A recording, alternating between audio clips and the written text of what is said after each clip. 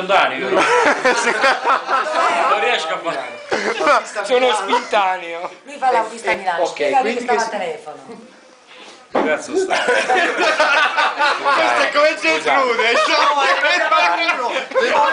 Devo cominciare da capo. È come la Rai ogni volta un replay qua. Comincio da capo, sennò. Dai, vai. Io sai che guido gli autobus a Milano, no? Ok, Ecco, adesso bravo.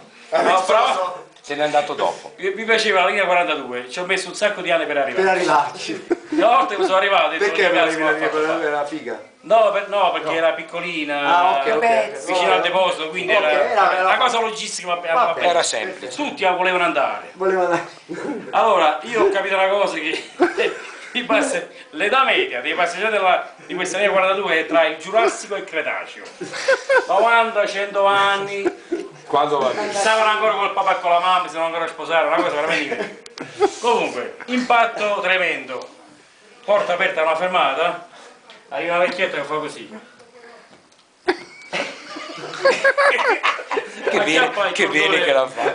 Acchiappa il cordone e poi con un fare malfermo. Geltrude! Vai piano, Rovello, ho bloccato là! Ma che sei rupa?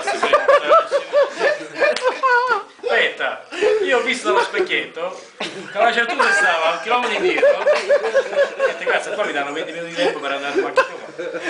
La Geltrude faceva così, avanzava, ma non a passo di leopardo, che era smunta, proprio a pelle di leopardo. C'era un banchetto davanti.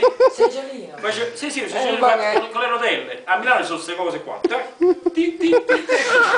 contenta. Arrivo il Genovese!